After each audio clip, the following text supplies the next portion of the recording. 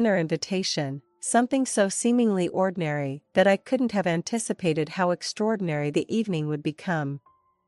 My husband, Jack, had been working long hours at his company, putting every ounce of himself into his projects. He was talented and hardworking, and his boss, Richard, had taken notice. Richard, in his early 50s, carried himself with an air of quiet authority.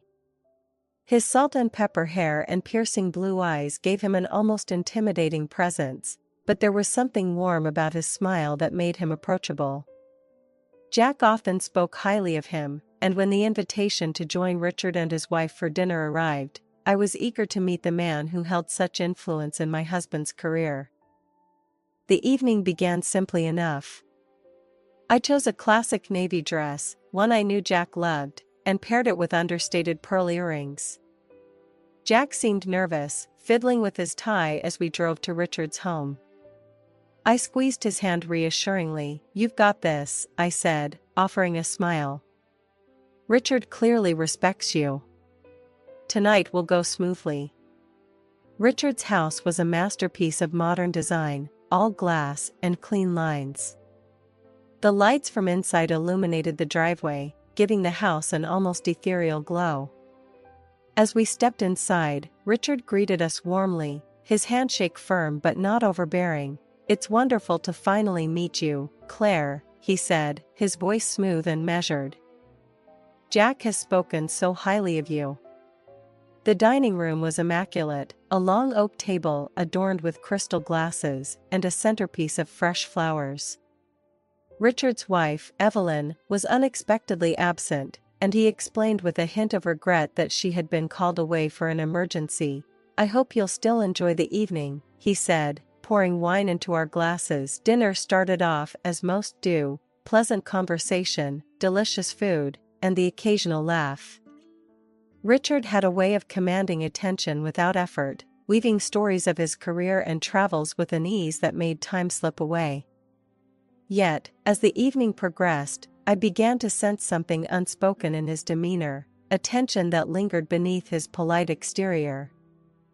At one point, Jack excused himself to take a call, leaving Richard and me alone at the table. The silence between us wasn't uncomfortable, but it was charged. I took a sip of my wine, unsure of how to fill the void. "You're an impressive woman, Claire," Richard said, his voice softer now, more personal. "It's clear Jack relies on your support." "That's rare." I felt a flush of pride but also a flicker of something else, something I couldn't quite name. "Thank you," I replied. "Jack and I have always been a team." Richard leaned back in his chair, studying me for a moment.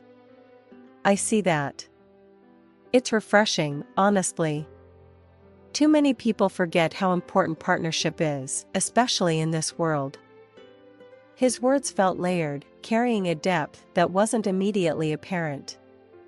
Before I could respond, Jack returned, his presence breaking the moment.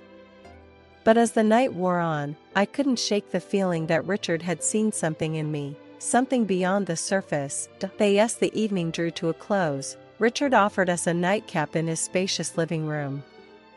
The atmosphere had shifted, it felt more intimate now, the light from the fireplace casting a warm glow.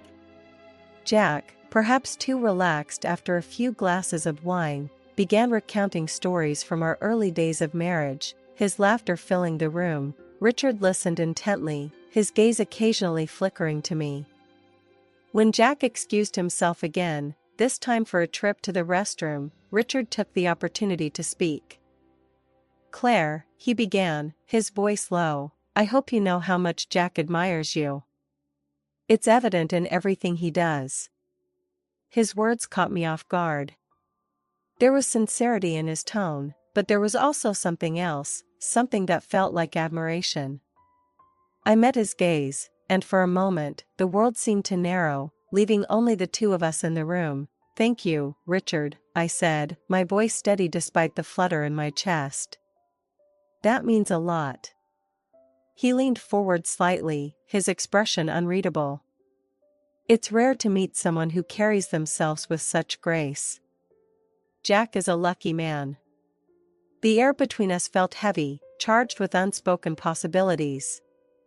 But before anything more could be said, Jack returned, oblivious to the moment he had interrupted. The spell was broken, leaving me both relieved and strangely regretful.